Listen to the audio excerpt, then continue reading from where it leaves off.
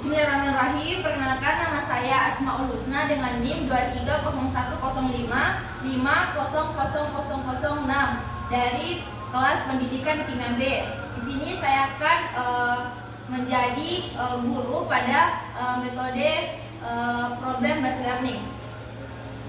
Saya mulai saja. Bismillahirrahmanirrahim. Assalamualaikum warahmatullahi wabarakatuh, anak-anak. Waalaikumsalam warahmatullahi wabarakatuh, Ibu. Selamat siang. Siang, Ibu. Apa kabarnya semua? Alhamdulillah baik. Oke, alhamdulillah baik ya. Jadi hari ini kalian bertemu lagi dengan Ibu. Namun sebelum memulai pembelajaran, kita lihat dulu di sekelilingnya apakah sudah bersih atau masih ada yang kotor. Silakan dibuang dulu. Nah, sudah. Kemudian setelah itu saya persilakan kepada ketua kelasnya Aswar untuk memimpin doa pada hari ini. Silakan. Baik, sebelum kita memulai pelajaran pada hari ini, alhamdulillah kita berdoa dulu menurut saya masing-masing. Doa dimulai. Doa selesai. Oke, terima kasih Aswar.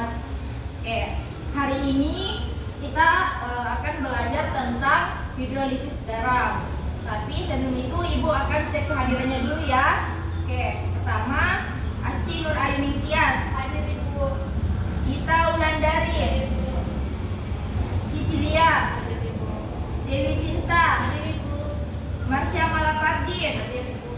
Aswar. Jadi Ibu, Nurul Ilmi. Hadir, Ibu. Muhammad Farhan Al-Farabi.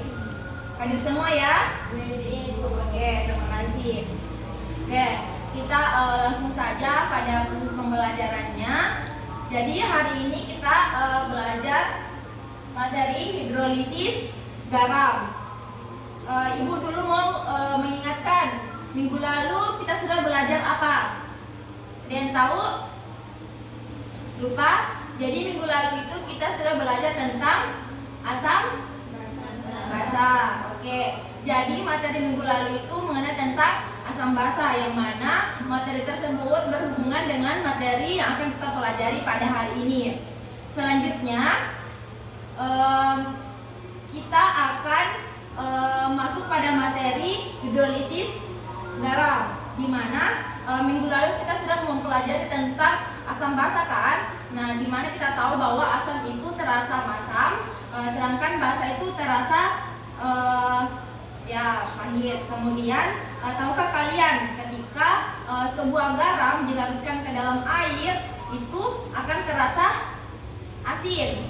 Nah, tapi tidak melulu hidrolisis garam itu terasa asin. Seperti yang kita tahu, ternyata ada garam yang bersifat basa dan ada garam yang bersifat asam. Nah, itu akan kita pelajari pada hari ini. Selanjutnya, kenapa kita harus belajar tentang hidrolisis garam?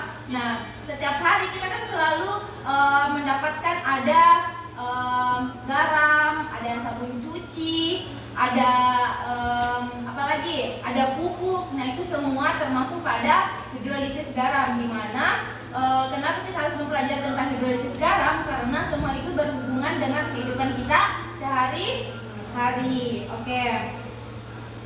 Selanjutnya saya akan memperlihatkan tentang tujuan pembelajaran. Boleh di next slide-nya. Oke. Pada tujuan pembelajaran kita pada hari ini yaitu di mana kita akan mempelajari bagaimana pengertian hidrolisis garam. Selanjutnya kita akan mempelajari tentang bagaimana atau apa-apa saja jenis-jenis dari hidrolisis garam. Nah, selanjutnya Ibu juga akan menyampaikan bahwa Ibu akan menggunakan model problem based learning, kemudian menggunakan metode presentasi, diskusi, dan tanya jawab. Oke, selanjutnya Ibu akan membagi ke dalam dua kelompok saja. Saya langsung bagi saja ya. Di sini kelompok 1, kemudian di sini kelompok 2. Oke. Selanjutnya Ibu akan membagikan LKPD kepada kalian. Ini untuk kelompok 1. Oke, ini untuk kelompok 2.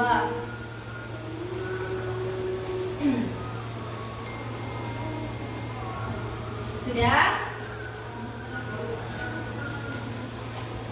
Sudah? Nah, silakan pada LKPD-nya itu dibaca pada bagian petunjuk penggunaannya. Bagaimana cara-cara atau aturan-aturan yang ada dalam LKPD tersebut. Oke? Selanjutnya di slide selanjutnya bisa diperhatikan videonya.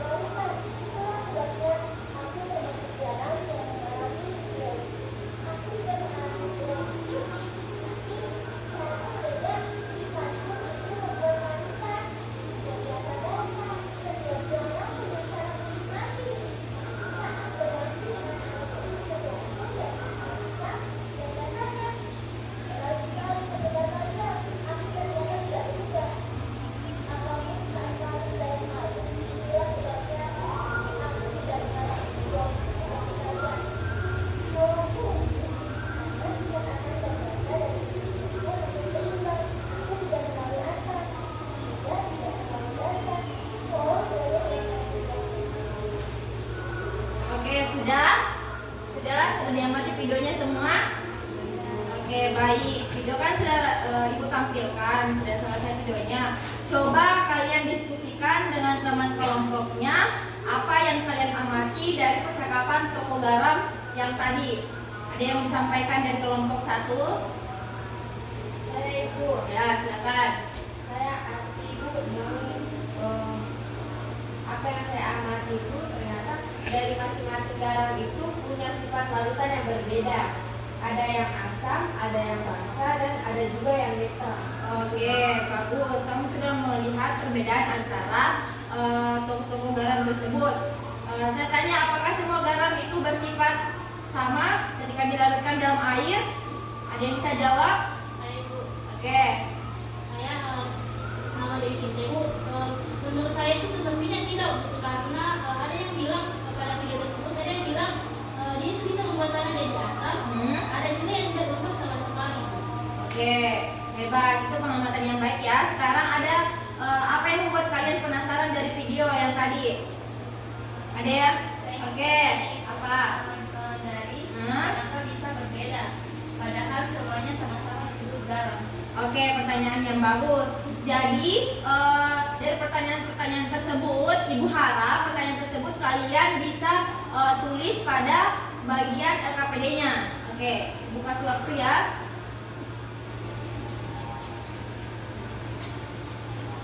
Untuk dituliskan pada LKPD. Pada bagian pertama. Jadi pada LKPD-nya tersebut silakan dituliskan pertanyaannya tentang misalnya apa itu pengertian dari hidrolisis garam atau apa dari masalah yang kalian lihat pada video tadi.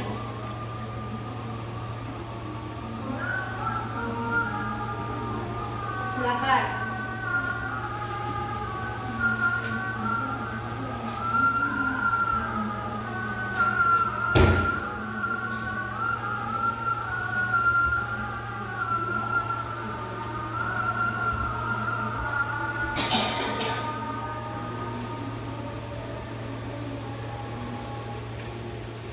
Jadi gunakan kalimat pertanyaannya ya.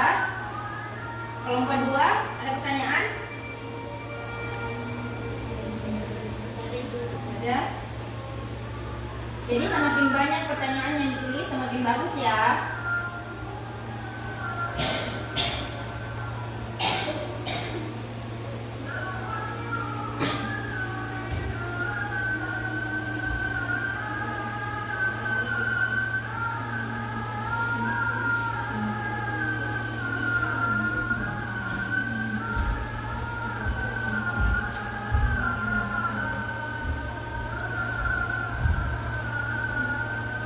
Selanjutnya, gimana kelompok 1? Sudah ditulis?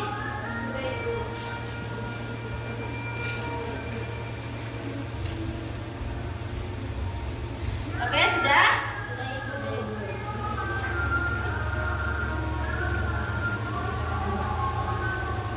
Oke, sudah? Sudah Ibu. Oke. Sudah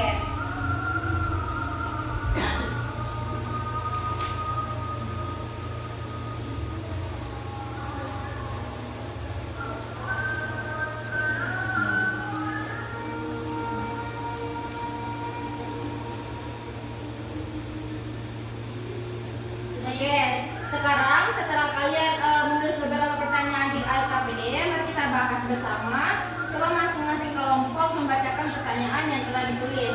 Kelompok 1 dulu.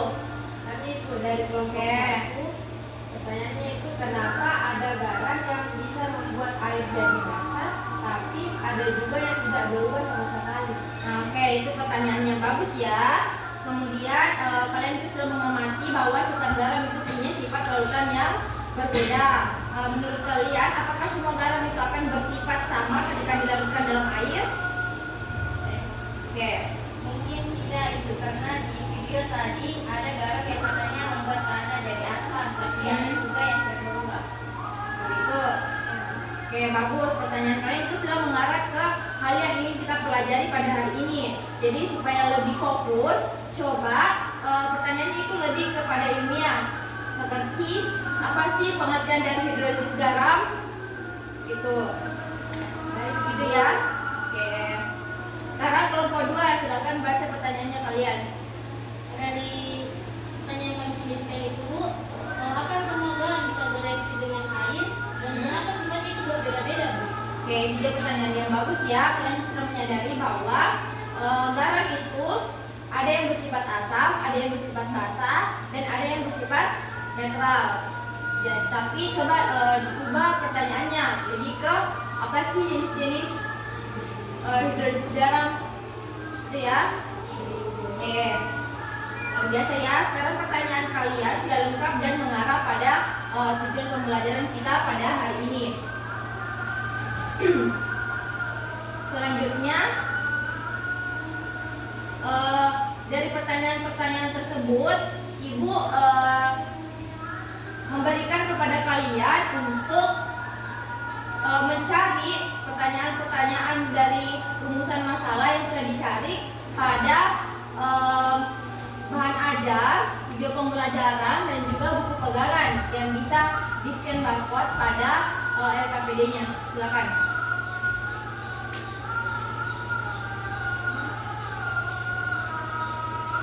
Ibu kasih waktu 2 menit untuk mencari jawaban dari rumusan masalah yang telah ditulis tadi.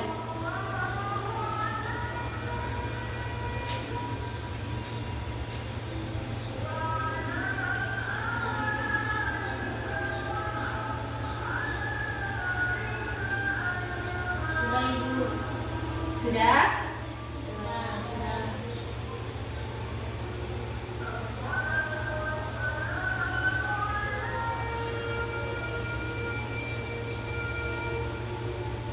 Sudah. Jadi kelompok 1 itu fokusnya pada mencari apa itu hidrolisis garam. Kelompok 1 dengar. Jadi kelompok 1 itu fokusnya mencari materi apa sih pengertian dari hidrolisis garam. Oke. Kemudian kelompok 2 mencari jenis-jenis hidrolisis garam. Kemudian nanti dipresentasikan. Oke, silakan berdiskusi dengan teman kelompoknya. Tanya kepada ibu apa yang tidak dimengerti.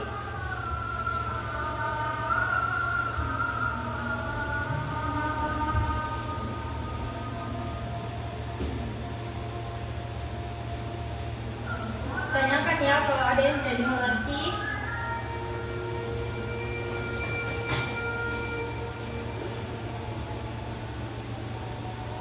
Ibu, Oke. ini Bu jenis-jenis asam garam dituliskan juga contohnya Ibu. Ya, dituliskan pada LKPD-nya. Jadi silakan cari di bahan ajar maupun buku pegangan yang telah dibagikan. Ibu, baik Ibu. Oke.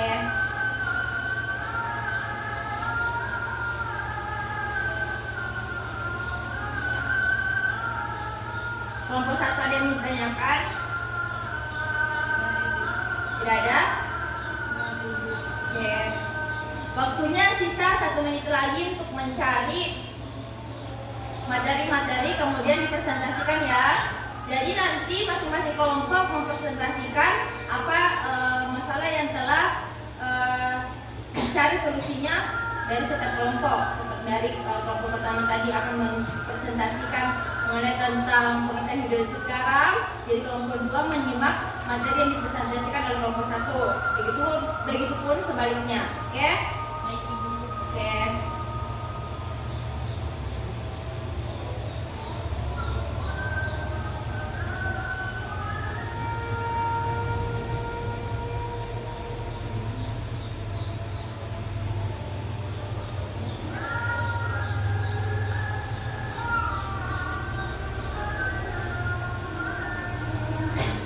Tanyakan ya kalau ada yang tidak dimengerti.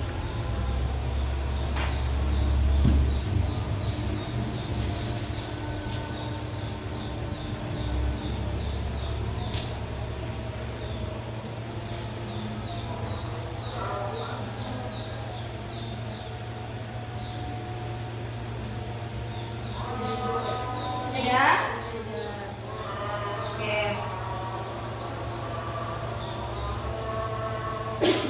Pada bagian LKPD-nya silakan menyimpulkan sementara materinya masing-masing.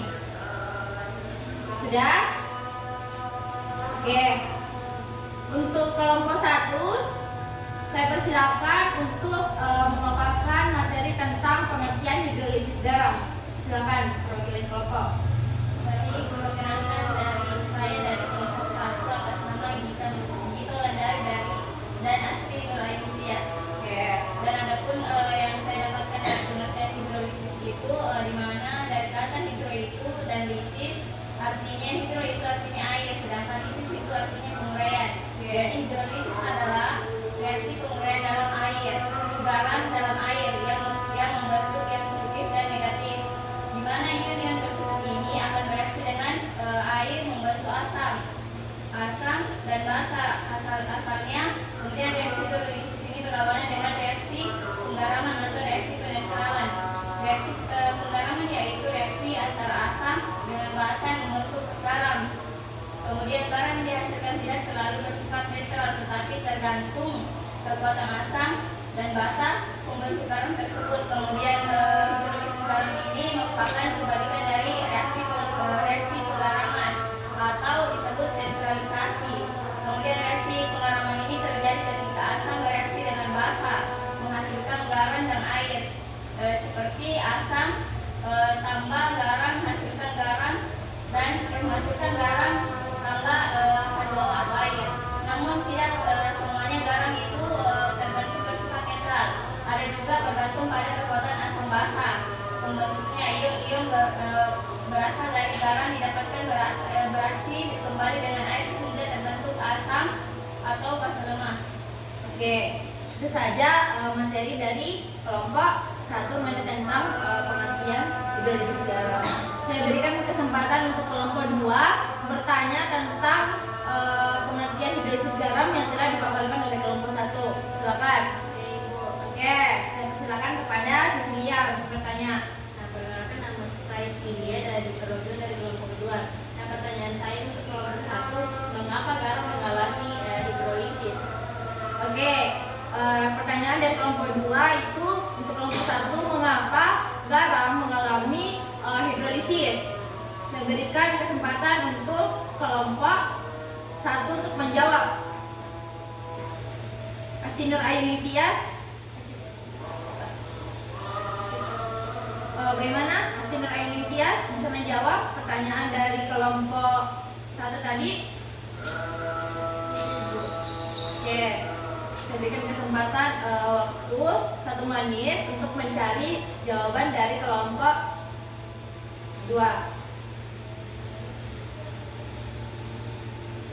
Oke, silakan. Baik, pertanyaan tadi mengapa garam mengalami hidrolisis? Garam mengalami hidrolisis karena ion dari asam lemah cenderung menarik proton H+ dari air. Kemudian ion dari basa lemah cenderung melepaskan proton ke air. Sebaliknya, ion dari asam kuat atau basa kuat tidak bereaksi dengan air sehingga tidak mengalami hidrolisis. Oke, bagaimana? Oke.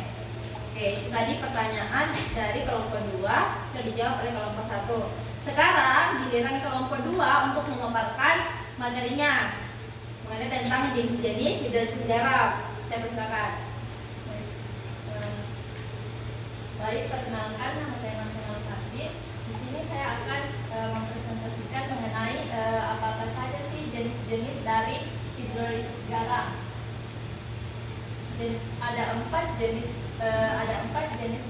garam sebagai berikut. Yang pertama, garam yang terbentuk dari asam lemah dan basa kuat. Contohnya itu CH3COONA. Yang kedua, garam yang terbentuk dari asam kuat dan basa lemah. Contohnya NH4Cl.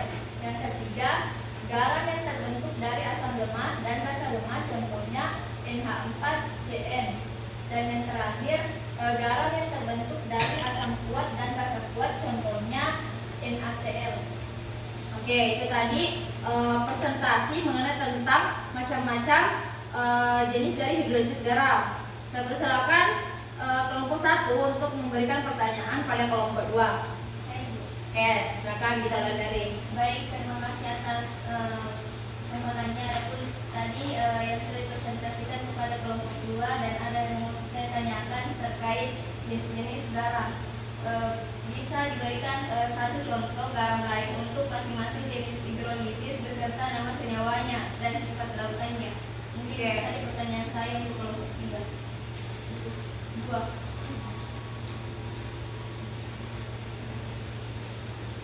Silakan kelompok 2 untuk menjawab pertanyaan dari kelompok 1, di mana pertanyaannya itu coba berikan contoh lain selain yang disebutkan dari temannya tadi. Oke. Baik, saya Bu. Nah, contohnya itu asam kuat ditambah dengan basa kuat. Nah, contohnya itu KBr atau kalium bromida. Nah, sifat larutannya itu netral karena tidak terhidrolisis. Itu. Oke, bagaimana kelompok 1? Sudah jelas?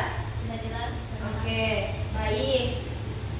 Tadi kita sudah mempresentasikan dan melakukan sesi tanya jawab pada materi hidrolisis garam dan juga jenis-jenis hidrolisis garam. Nah, di sini Ibu akan memaparkan materi-materi dan meluruskan apa-apa saja sih pengertian dari hidrolisis garam dan juga apa-apa saja sih jenis dari hidrolisis garam.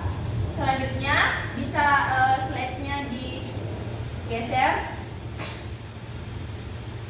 Oke, seperti yang dijelaskan teman-temannya tadi bahwasanya pengertian hidrolisis garam itu berasal dari dua kata, yang mana ada hidro dan lisis. Di mana hidro artinya air dan lisis artinya penguraian. Jadi hidrolisis adalah penguraian atau reaksi penguraian garam yang terjadi dalam air, yang mana membentuk ion positif dan ion negatif, di mana ion-ion tersebut akan bereaksi dengan air membentuk asam atau H3O+ dan basa atau OH-. Oke, sampai sini paham? Paham. Selanjutnya tadi seperti pertanyaannya Sisilia, kapan hidrolisis garam itu terjadi? Selanjutnya, jadi hidrolisis garam itu terjadi hanya ketika salah satu atau kedua komponen penyusun garam tersebut itu berasal dari dua, yaitu asam lemah dan basa lemah. Paham? Jadi kapan dikatakan mengalami hidrolisis garam? Ketika contohnya misalnya asam lemah dengan basa kuat, kemudian basa lemah dengan asam kuat, begitu. Kalau kalau basa kuat dengan asam kuat itu tidak terjadi yang namanya hidrolisis garam. Oke, saya lanjut. Jadi jika komponen garam tersebut itu berupa asam kuat dan basa kuat, maka komponen ion dari asam kuat ataupun basa kuat itu tidak akan mengalami hidrolisis. Sampai sini paham? Ada pertanyaan? Oke, selanjutnya Ibu lanjut. Nah, selanjutnya apa saja sih jenis-jenis hidrolisis garam? Seperti yang dijelaskan pada kelompok 2. Nah, pertama tadi sudah dijelaskan bahwa ada 4 macam jenis-jenis garam. Pertama, garam yang berasal dari asam kuat dan basa kuat, di mana garam yang tersusun dari asam kuat dan basa kuat itu bersifat netral. Contohnya NaCl yang biasa kita makan dalam kehidupan sehari-hari, seperti garam. Tuh. Selanjutnya, pada jenis hidrolisis garam kedua ada garam yang berasal dari asam kuat dan juga basa lemah, di mana dia itu bersifat asam. Kenapa dia bersifat asam? Karena asam kuatnya dia kuat, sedangkan basa itu lemah. Jadi dia itu bersifat asam. Contohnya itu NH4Cl. Oke, jelas? Oke, lanjut. Pada jenis ketiga ada garam yang berasal dari asam lemah dan basa kuat. Nah, di sini kan basanya itu kuat, jadi dia itu akan bersifat basa. Oke, contohnya ada CH3COO-NA. Oke, lanjut. Terakhir, ada jenis garam terakhir, yaitu garam yang berasal dari asam lemah dan basa lemah. Nah, ini itu agak unik. Kenapa katakan unik? Dia itu tergantung tersusun dari asam lemah dan basa lemah, dan dia itu kadang bersifat asam, kadang dia bersifat basa, dan kadang dia bersifat netral, tergantung dari asam dan basa asalnya. Contohnya NH4Cl. Oke, jelas? Jelas. Oke, baik anak-anak. Sekarang kita masuk pada tahap terakhir. Bisa dilihat pada tahap terakhir kegiatan hari ini, yaitu menganalisis dan mengevaluasi hasil penyelidikan kalian. Jadi silakan buka LKPD-nya lagi, kemudian tuliskan pada akhir bagian kesimpulan apa-apa saja yang telah kalian simpulkan dari pembelajaran kita hari ini. Kelompok 1 ada yang ingin disampaikan? Oke, Ibu, kami di sini sudah menuliskan bahwa hidrolisis garam itu adalah reaksi antara garam dengan air yang dapat menghasilkan larutan asam atau basa tergantung asam dan basanya. Oke, coba perhatikan yang lain. Apakah kesimpulan dari kelompok 1 itu sudah sesuai atau belum? Gimana untuk kelompok 2? Saya, Bu. Ya. Menurut kami itu sudah benar, Ibu. Kami hanya ingin menambahkan bahwa tidak semua garam mengalami hidrolisis. Contohnya itu dari garam dari asam kuat dan basa kuat seperti NaCl. Oke, bagus sekali. Nah, itu adalah contoh dari proses analisis kalian.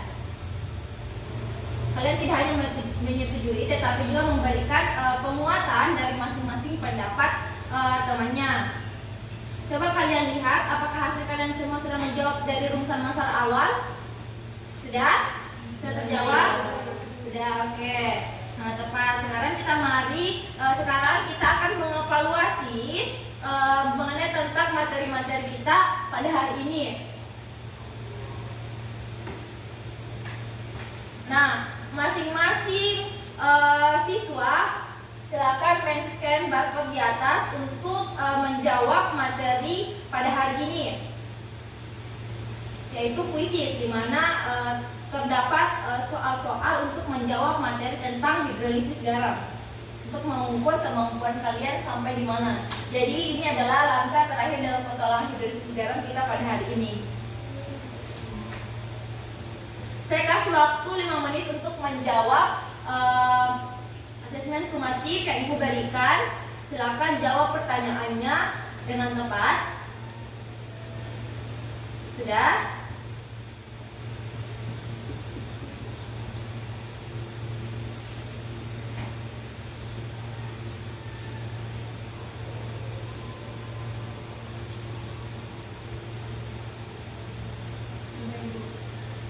Sudah?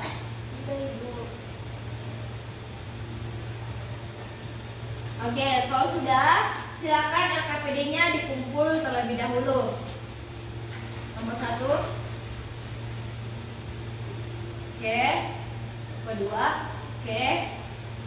Selanjutnya ada di sini Ibu akan membagikan angket kemampuan afektif siswa. Jadi masing-masing siswa silakan berikan tanda silang atau contek pada pernyataan yang kalian anggap benar dan paling tepat. Isi angket ini sesuai dengan keadaan dan apa yang kalian lakukan apa yang telah kalian tanya jawabkan, bagaimana perasaan kalian, gitu. Silakan diisi masing-masing. Oke. Saya kasih waktu 2 menit untuk mengisi.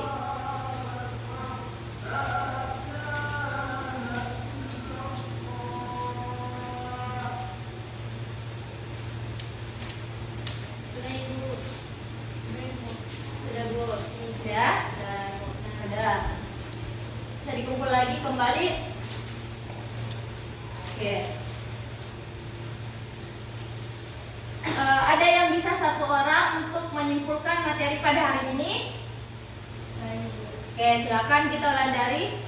Baik, tadi materi sudah dijelaskan dan sudah dipelajari terkait hidrolisis garam, dan adapun kesimpulan dari materi yang tadi yang sudah kita pelajari, di mana hidrolisis garam itu adalah reaksi antara ion-ion hasil penguraian garam dengan air sehingga menghasilkan larutan yang bersifat asam, basa atau netral. Nah, ketika suatu larutan dilarutkan dalam air, garam itu terionisasi menjadi kation dan anion. Salah satu atau kedua ion ini dapat bereaksi dengan air H2O untuk membentuk ion H+ atau O-anin. Proses inilah yang disebut dengan hidrolisis. Baik, itu saja mungkin kesimpulan terkait materi yang sudah dipelajari tadi. Oke, tadi kesimpulan pada materi kita hari ini tentang hidrolisis garam. Selanjutnya proses paling terakhir dalam proses pembelajaran kita, bisa di next, yaitu masing-masing akan merefleksi bagaimana sih pembelajaran kita hari ini, apakah menyenangkan atau tidak, bagaimana perasaan kalian, apa yang kalian dapatkan, ilmu apa yang kalian bisa ambil dari pembelajaran hidrolisis garam. Tolong diisi ya tentang refleksi pada hari ini.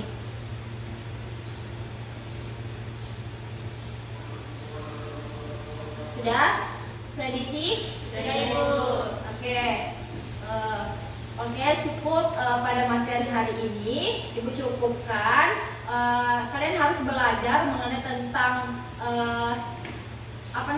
pelajari tentang materi-materi hari ini untuk bekal minggu depan, karena minggu depan kita akan mempelajari tentang reaksi hidrolisis garam dan bagaimana cara menentukan pH dari hidrolisis garam tersebut. Nah, untuk itu kalian harus pelajari matang-matang mengenai tentang dan ingat bagaimana tentang pengertian dan juga jenis-jenis hidrolisis garam, supaya kalian bisa lebih tahu bagaimana sih menentukan pH dan bagaimana menentukan reaksi dari hidrolisis garam tersebut.